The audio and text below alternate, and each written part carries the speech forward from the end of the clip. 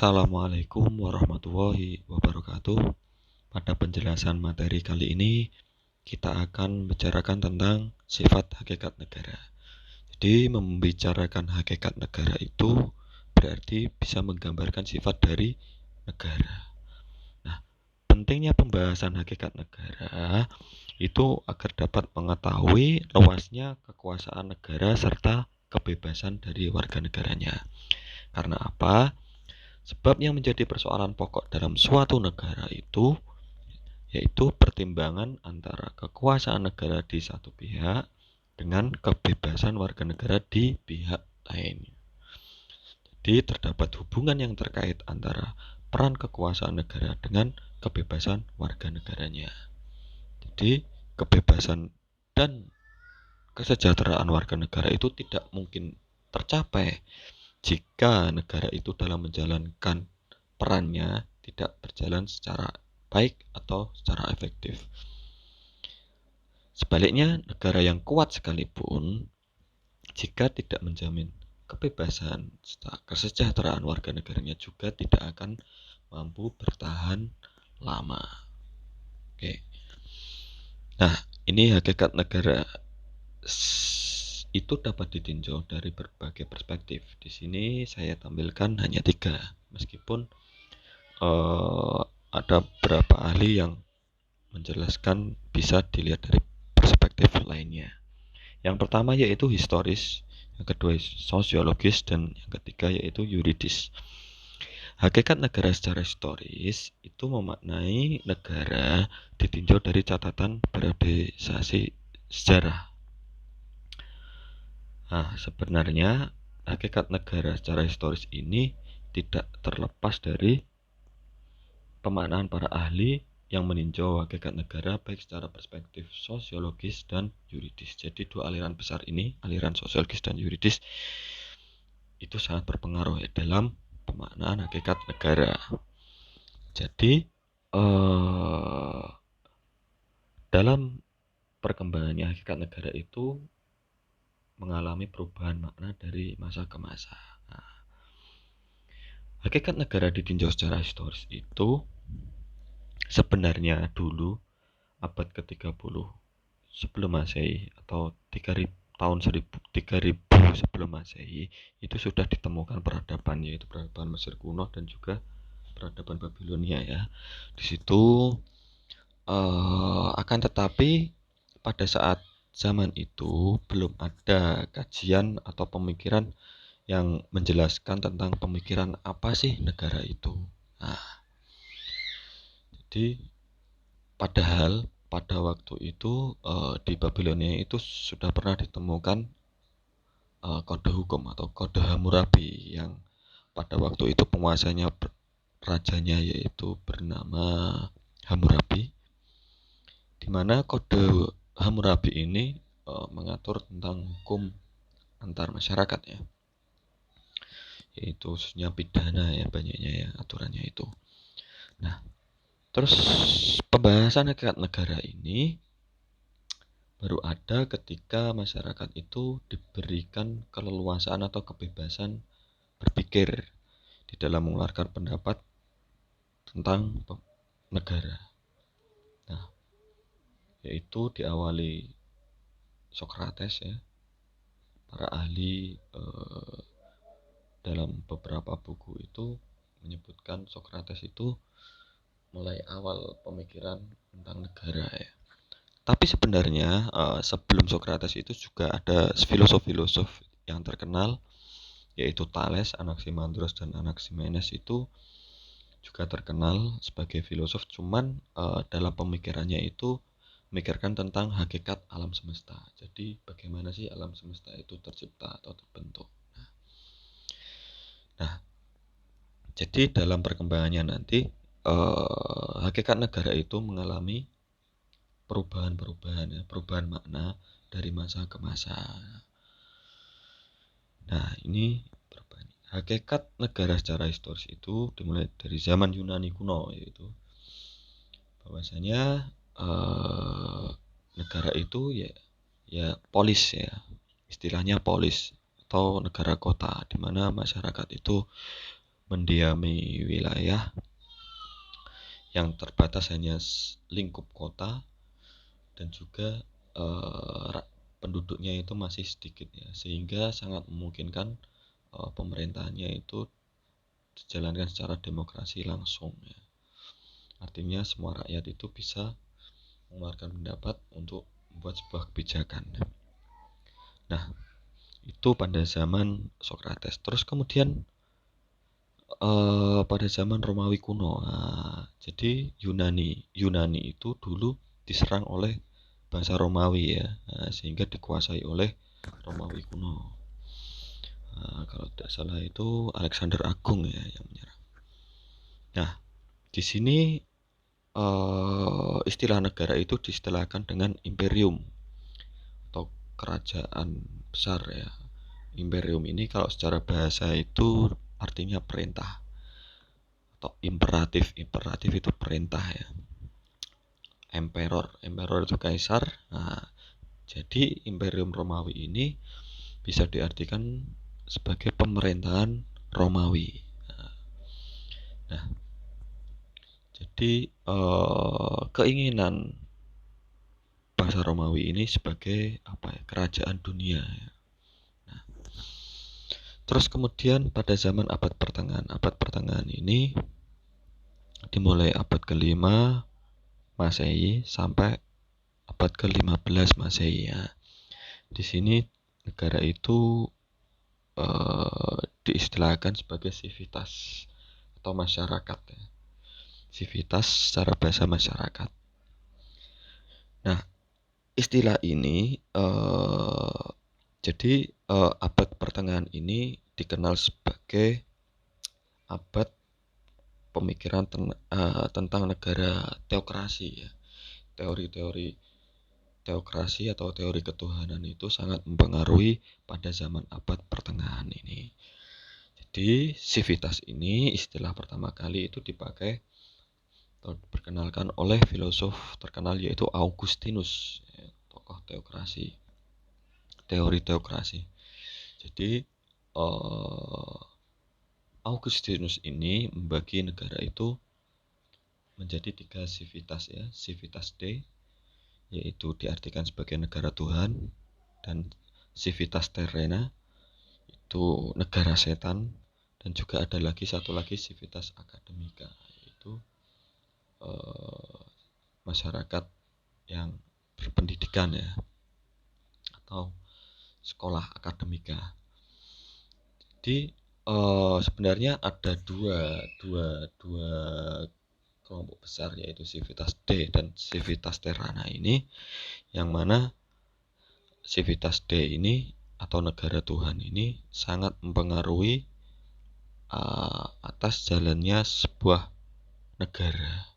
Jadi masyarakat di dunia itu akan dapat berjalan dengan baik, atau masyarakat negara itu akan dapat berjalan dengan baik, maka harus mendekatkan diri pada sivitas D atau negara Tuhan.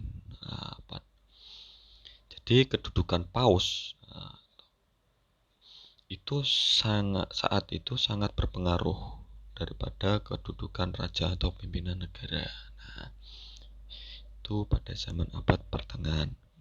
Sehingga pada saat zaman modern ini masih dipakai istilah sivitas ini oleh negara Vatikan ya, atau sivitas Vatikan ya istilahnya. Nah, itu ya karena pengaruh itu negara sivitas D itu negara Tuhan.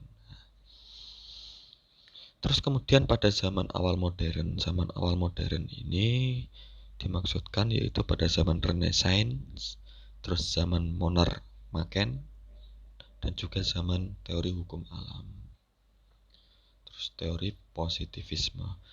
Nah, pada zaman awal modern ini negara itu diistilahkan bergeser lagi, artinya diistilahkan dengan Reich atau kepemilikan. Nah, kepemilikan ini atau kekayaan ya, kekayaan harta benda. Nah, benda ini yang dimaksudkan yaitu tanah ya. Contohnya negara-negara yang saat ini masih eksis yaitu Nederland, Finland, terus England. Itu juga pengaruh pada hakikat negara yang mengidentikan negara itu sebagai benda atau kekayaan, rich, ya. Nah, makanya pada saat itu sangat banyak sekali ya negara-negara penjajah yang ingin menguasai tanah atau harta benda di daerah lainnya ya. Contohnya yaitu kerajaan Inggris dulu ya. Terus kerajaan Belanda juga menjajah kita, Indonesia. Terus kerajaan Spanyol, banyak sekali yang menjajah. Nah, itu pada zaman awal modern. Terus kemudian pada zaman modern saat ini ya negara itu masing-masing memiliki kedaulatan. Nah, jadi kedaulatannya itu istilahnya sebagai kekuasaan yang tertinggi yang dimiliki oleh sebuah negara. Jadi negara itu ya organisasi masyarakat atau di mana yang dibentuk oleh atau diciptakan oleh sekelompok masyarakat atau yang disebut sebagai bangsa yang berdaulat untuk mengatur dan memerintah guna tercapainya sebuah tujuan dari negara. Nah, itu negara modern ya saat ini. Jadi hampir semua penjajahan itu ditiadakan ya. Jadi orientasinya yaitu perdamaian dunia. Meskipun pada saat ini juga masih ada beberapa negara yang ingin mencaplok daerah negara lain, tapi pada dasarnya berbeda pada zaman awal modern. Nah, itu pergeseran mengenai hakikat negara secara historisnya. Terus selanjutnya yaitu hakikat negara secara sosiologis. Jadi maksud hakikat negara secara sosiologis itu negara dipandang sebagai institusi sosial yang tumbuh di dalam masyarakat karena diperlukan untuk mengurus atau mengatur kepentingan masyarakat tersebut. Nah, jadi kata kuncinya yaitu negara itu dilihat sebagai institusi sosial atau sebuah kesatuan masyarakat. Nah, di sini hakikat negara itu dapat dilihat sebagai yang pertama yaitu ikatan suatu bangsa. Nah, ikatan suatu bangsa ini maksudnya bahwa di situ ada sekelompok masyarakat yang mendiami suatu wilayah dan terikat dengan ikatan suatu bangsa ya. Nah, di situ hanya semacam kesatuan masyarakat ya yang mendiami suatu wilayah yang disebut negara. Nah, terus yang kedua yaitu organisasi kewibawaan. Nah, negara itu dapat dilihat sebagai organisasi kewibawaan. Karena apa? Negara itu suatu organisasi yang memiliki kewibawaan yang mana aturan dan perintahnya itu dipatuhi warga negaranya. Jadi negara itu punya wibawa ketika aturan atau perintahnya itu dipatuhi oleh masyarakatnya atau warga negaranya. Jadi ketika negara itu tidak dipatuhi atau tidak perintah-perintahnya itu tidak dijalankan oleh warga negaranya, di situ negara itu tidak mempunyai sebuah kewibawaan. Terus kemudian yang ketiga yaitu organisasi jabatan. Maksudnya di sini dalam suatu negara itu terdapat susunan jabatan atau beberapa jabatan seperti ada yang menjabat sebagai presiden, wakil presiden, menteri. Nah, itu juga jabatan-jabatan atau pejabat negara ya istilahnya. Ada yang hakim, ada sebagai DPR. Di mana jabatan-jabatan tersebut itu juga memiliki kewenangan, hak dan kewajiban. Terus kemudian yaitu negara itu dapat dilihat sebagai organisasi kekuasaan. Ya, memang benar dalam setiap organisasi jabatan itu memiliki kuasa. kuasa itu untuk mengatur dan memerintah. Nah, tapi di sini yang dimaksud dengan kuasa itu seseorang itu dapat mengatur atau mengatur atau memerintah orang lainnya untuk dituruti atau dipatuhi. Nah, jadi misalnya presiden memerintah rakyat. Nah, di situ dia memang istilahnya memiliki kekuasaan untuk memerintah. Nah, tentunya memerintah di sini bisa melalui aturan yang dibuat oleh pemerintah. Misalnya kalau di Indonesia yaitu melalui peraturan presiden, peraturan pemerintah. Nah, di situ memang dia memiliki legitimasi untuk membuat aturan tersebut. Nah, itu organisasi kekuasaan. Jadi hakikat negara secara sosiologis itu bisa negara itu dapat dilihat dari sebagai ikatan suatu bangsa, organisasi kewibawaan, organisasi jabatan, dan juga organisasi kekuasaan. Jadi kata kuncinya itu melihat negara itu dalam sebagai kesatuan masyarakatnya di situ ya. Itu hakikat negara secara sosiologis. Nah, kemudian hakikat negara secara yuridis itu melihat negara dari peraturan-peraturan yang membentuk negara yang bersangkutan atau peraturan-peraturan yang ada di dalam negara tersebut. Nah, di sini jika melihat aturan-aturan atau peraturan-peraturan yang ada muncul 3 pendapat. Ya, pendapat yang pertama yaitu negara itu sebagai objek masyarakat. Artinya apa? Negara itu dijadikan sebagai alat legitimasi atau pembenaran penguasa atau sekelompok orang atau orang-orang tertentu untuk menguasai atau memerintah. Nah, jadi dijadikan sebagai alat. Negara di sini berkedudukan sebagai objek masyarakat. Nah, itu maksudnya seperti itu. Terus yang kedua yaitu negara sebagai subjek. Jadi negara itu sebagai subjek. Subjek apa? Yaitu sebagai pembentuk hukum. Nah, jadi negara itu sebagai lembaga yang punya hak untuk membentuk hukum atau pemerintah atau perintah ya. Nah, itu negara sebagai subjek. Nah, subjek apa? Subjek sebagai pembentuk hukum.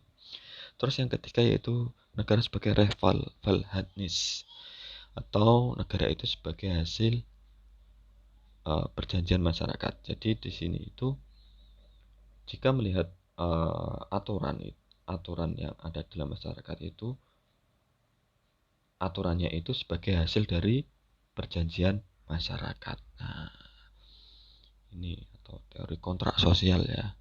Nanti dibahas dalam teori asal mula negara.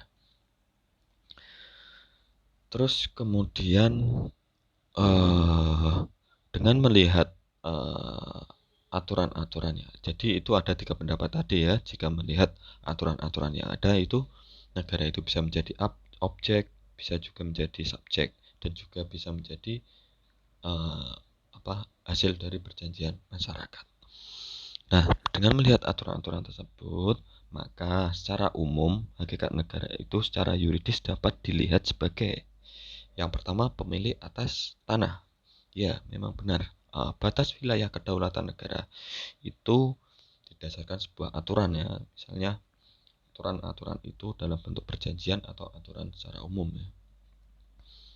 Jadi misalnya batas wilayah kedaulatan negara Indonesia itu sudah ada ketentuannya di situ, batas wilayah mana, patoknya di mana, di sebelah mana, atau melalui lewat perjanjian negara-negara yang bersebelahan. Nah, itu sudah jelas di situ.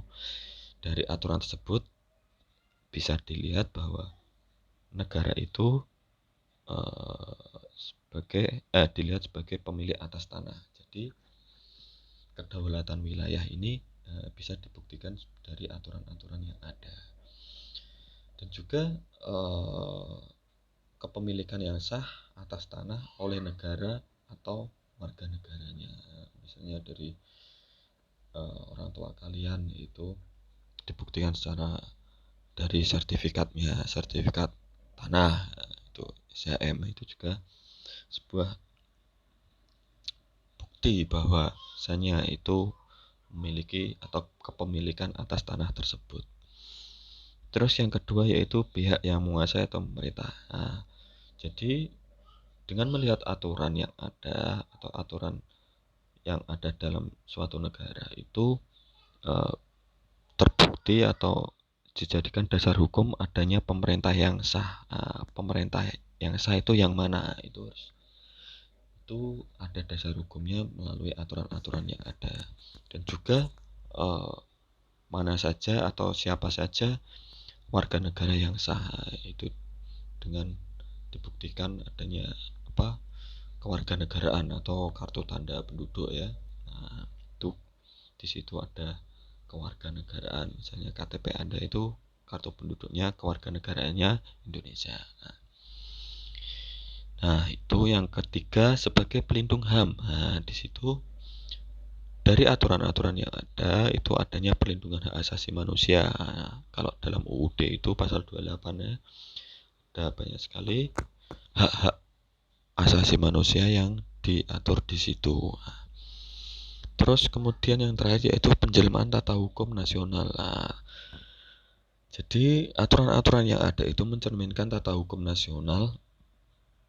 Yang dimaksud tata hukum nasional di sini yaitu seluruh peraturan yang dibentuk oleh negara itu berlaku bagi seluruh masyarakat negara tersebut. Nah, dengan tujuan apa? Untuk memelihara dan juga untuk menggapai tujuan negara. Nah, itu hakikat negara ditinjau dari perspektif yuridis ya. Oke, lanjutnya, ini tokoh-tokohnya nah di sini sifat hakikat negara dari sisi sosiologis yang pertama tokohnya yaitu Socrates ya. Socrates itu berpendapat bahwa keinginan manusia untuk kehidupan aman dan tentram sehingga membentuk kelompok masyarakat atau polis. Nah, polis ini diidentikan dengan negara. Nah, jadi pada dasarnya itu manusia itu eh, menginginkan sebuah kehidupan yang aman dan tentram dari gangguan ya. Nah, makanya mereka berkumpul membentuk kelompok masyarakat. Nah, untuk mencapai tujuan tersebut. Ya, tujuannya apa tadi? Yaitu untuk mendapatkan kehidupan yang aman dan tentram. Nah, itu hakikat negara. Jadi dulu itu sebenarnya pemikiran atau kebebasan berpikir dari Socrates ini dengan metode penyelidikan dialektika ya. Dialektika ini yaitu mencari kebenaran yang tetap itu dengan tanya jawab. Nah, tanya jawab sehingga didapatkan sebuah kesimpulan ya. Nah, dari penyelidikannya itu bahwasanya setiap hati kecil manusia itu terdapat rasa hukum dan keadilan sejati. Nah, di sini keadilan itulah yang dijadikan sebagai pedoman negara di dalam menjalankan pemerintahannya ya. Jadi tugas negara itu ya melaksanakan dan menerapkan hukum yang objektif yaitu keadilan. Nah, disinilah mulai pemikiran-pemikiran tentang keadilan di situ. Nah, sehingga pada akhirnya Socrates itu dianggap meracuni pemikiran masyarakat di situ sehingga dihukum mati ya, disuruh minum racun, tetapi dasar tuduhannya itu tidak jelas atau tidak beralasan karena Socrates di situ dituduh meracuni pemikiran untuk tidak menyembah dewa-dewa atau berhala. Nah, di situ Socrates dihukum mati karena ya kebebasan berpikirnya itu dianggap meracuni masyarakat Athena waktu itu ya. Tetapi Di sini untungnya Socrates memiliki murid yaitu Plato ya, Plato. Jadi pemikirannya ini dilanjutkan oleh Plato. Berbeda dengan Socrates. Socrates itu dilahirkan dari orang biasa ya. Sedangkan Plato ini dari golongan bangsawan ya, anak dari bangsawan. Bahwasanya negara itu keinginan manusia untuk bekerja sama untuk memenuhi kepentingan mereka. Jadi pada dasarnya manusia itu memiliki sebuah keinginan atau kepentingan. Untuk memenuhi kepentingan tersebut, maka manusia itu saling bekerja sama. Nah, di sini Plato juga berpendapat bahwasanya sifat dari negara itu sama dengan sifat-sifat dari manusia. Jadi pemikirannya seperti ini. Orang-orang golongan yang berpikir atau orang-orang bijaksana istilahnya itu menjadi golongan penguasa. Sedangkan orang-orang yang memiliki sifat manusiawi pemberani itu digolongkan sebagai tentara. Nah, terus kemudian sifat manusia yang yang ahli dalam bertani dan berdagang, yang bisa mencukupi aneka kebutuhan itu digolongkan sebagai golongan pekerja. Jadi Plato ini berpendapat bahwasanya ada kesamaan antara sifat-sifat manusia dengan sifat-sifat negara. Terus kemudian Aristoteles. Nah, Aristoteles ini murid dari Plato. Nah, jadi Aristoteles ini berpendapat bahwa negara adalah organisasi kekuasaan yang mempunyai kekuasaan untuk mengatur agar tingkah laku manusia itu sesuai dengan tata tertib dalam masyarakat. Nah, di sini ada istilah yang terkenal yaitu bahwasanya manusia itu zon politikon. Nah, ini istilah yang dikenalkan oleh Aristoteles. Apa sih zon politikon itu? Bahwasanya manusia itu makhluk sosial. Makhluk sosial itu dikodratkan untuk hidup berkelompok atau bermasyarakat.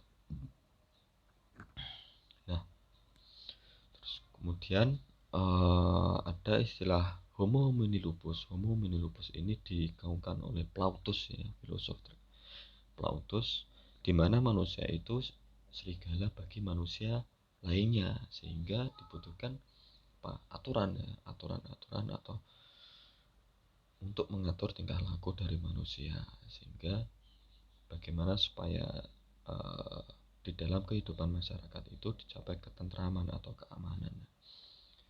Sebenarnya pemikiran bahwasanya manusia itu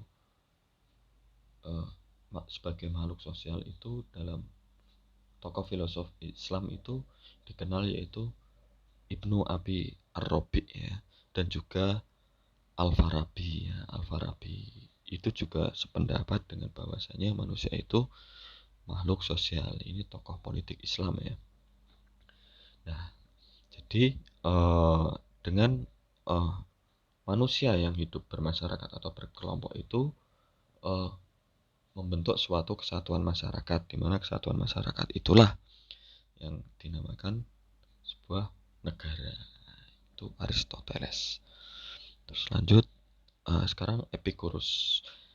Epicurus ini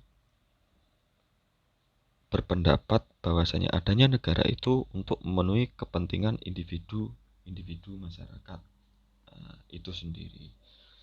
Benarnya Epicurus ini dipengaruhi oleh teori atomisme ya. Atomisme itu tunggal ya. Bahwasanya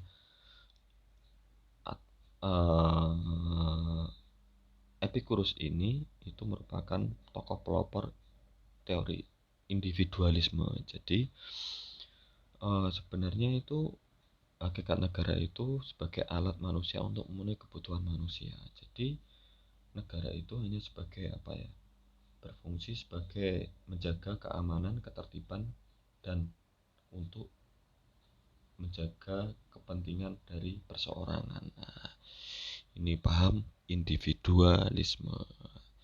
Jadi Jadi menganggap elemen atau bagian yang terpenting itu bukanlah negara, akan tetapi masyarakatnya, atau elemen yang penting dari individu itu sendiri. Individu ini sebagai anggota masyarakat. Jadi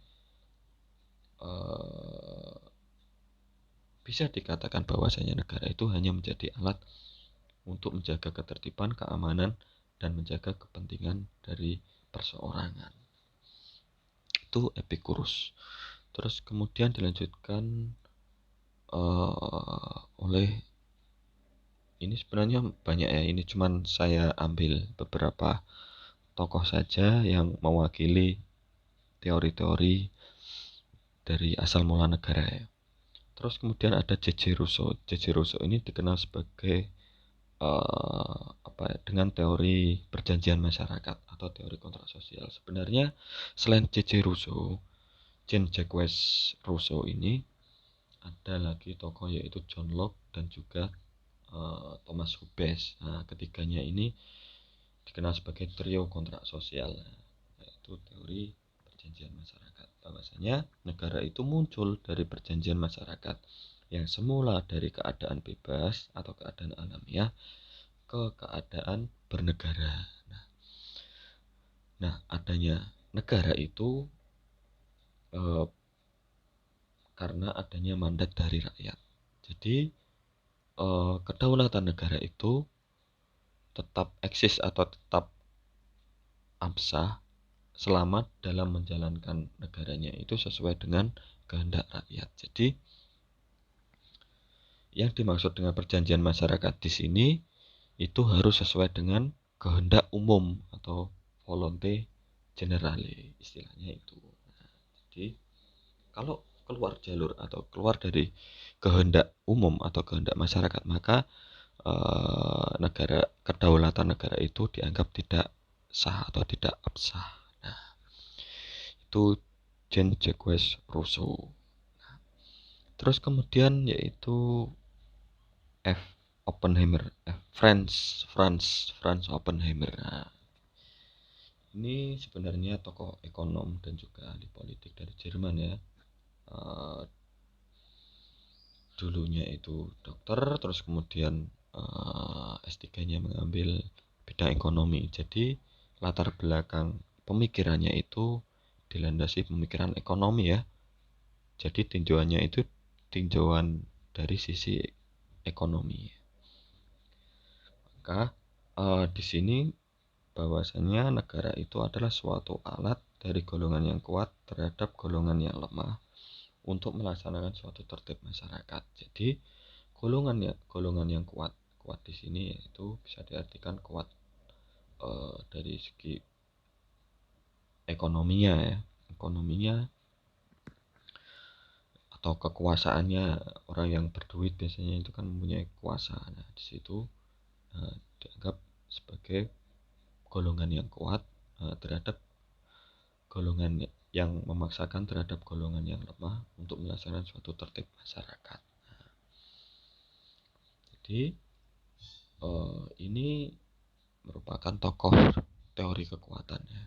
Salah satunya Franz Oppenheimer ini. Terus kemudian Roelof Kranenburg. Kranenburg ini ahli dari Belanda. Kemarin sudah dibahas bahwasanya negara adalah suatu organisasi kekuasaan yang diciptakan oleh sekelompok manusia atau sekelompok masyarakat yang disebut bangsa. Nah, jadi yang terpenting itu sekelompok manusianya terlebih dahulu atau sekelompok masyarakat terlebih dahulu yang memiliki kesadaran untuk menciptakan atau mendirikan sebuah organisasi dengan tujuan untuk mencapai atau memelihara kepentingan mereka atau kepentingan kelompok masyarakat tersebut, sehingga kemudian baru terbentuk sebuah negara. Itu Roelof Kranenburg. Terus kemudian masih dari Belanda yaitu Lockman. Nah, Lockman ini berpendapat bahwasanya negara adalah suatu organisasi kemasyarakatan dengan kekuasaannya itu bertujuan untuk mengatur dan menyelenggarakan suatu masyarakat. Nah, di sini ada perbedaan antara Kranenburg dengan Lockman. Kalau Lockman itu bahwasanya yang utama itu bukanlah kelompok manusianya atau masyarakatnya, kan tetapi yaitu negaranya ya. Negaralah yang mengatur masyarakatnya. Nah, di sini ada perbedaan pendapat. Jadi jika dilihat dari kedua pendapat tersebut itu bisa dilihat bahwasanya kedua ahli tersebut itu berbeda di dalam mendefinisikan arti sebuah bangsa ya. Bangsa di sini yang dimaksud oleh Cronenberg itu bangsa dalam artian etnis atau keturunan ya. Sedangkan Legman ini mengartikan bangsa itu sebagai suatu rakyat atau masyarakat suatu bangsa, suatu negara. Masyarakat suatu negara itu bangsa. Terus, nah ini sifat hakikat negara dari sisi yuridis. Jadi tadi sudah saya katakan bahwasanya meninjau sisi yuridis itu bahwasanya hanya melihat peraturan-peraturan yang membentuk negara tersebut atau peraturan-peraturan yang ada dalam suatu negara tersebut dengan mengesampingkan sisi-sisi dari sisi sosiologis masyarakatnya. Jadi yang dilihat itu hanya semata-mata aturan yang ada. Nah, di sini tokohnya yaitu kan Hans Kelsen. Hans Kelsen ini berpendapat bahwasanya negara itu merupakan suatu tertib hukum yang memaksa. Jadi ini pendapatnya itu berawal dari bahwasanya negara itu identik dengan hukum. Karena hukum itu sifatnya memaksa, maka dia berpendapat bahwasanya negara itu merupakan suatu tertib hukum yang memaksa. Nah, tertib hukum ini timbul karena diciptakan peraturan-peraturan hukum yang menentukan bagaimana di dalam masyarakat atau negara itu harus bertanggung jawab terhadap perbuatannya. Nah, jadi orang melakukan perbuatan itu atas dasar aturan-aturan hukum ya. Nah, jika ada pelanggaran hukum, tentunya orang-orang tersebut atau masyarakat tersebut itu harus bertanggung jawab atas perbuatan pelanggaran hukumnya. Jadi adanya tertib hukum itu apabila aturan-aturan hukum yang ada atau yang beraneka ragam di dalam suatu negara itu didasarkan pada satu sumber yaitu norma dasar. Sehingga dalam teorinya ini ditemukan teori hukum berjenjang ya. Nah, jadi ada norma dasar dan norma-norma lainnya yang didasari oleh norma dasar tersebut. Jadi ada teori berjenjang nanti itu di ilmu perundang-undangan nanti. Terus kemudian Harold Joseph Lasky ya. Ini dari Inggris ya. Nah, bahwasanya negara itu merupakan satu persekutuan yang mengikuti jika perlu dengan tindakan paksaan satu cara hidup tertentu. Jadi di sini itu yang dimaksud sifat memaksa itu tercermin pada sistem-sistem aturan hukum yang dibuat atau dibentuk negara dan juga harus ditaati oleh warga negaranya. Jadi pendapatnya Harold Lasky ini bahwasanya negara itu memiliki sifat yang memaksa. Nah, sifat yang memaksa ini tercermin dalam aturan-aturan hukumnya yang dibuat atau dibentuk oleh negara tersebut. Itu Harold Lasky. Terus kemudian pendapat dari Miriam Budiarjo. Jadi dengan melihat dari sisi tinjauan yuridis itu terlihat bahwasanya setiap negara itu mempunyai 3 sifat, yaitu sifat memaksa, sifat monopoli, dan sifat mencakup semua. Sifat memaksa ini ya tadi sedikit sudah saya jelaskan bahwasanya negara itu menetapkan aturan-aturan yang bersifat memaksa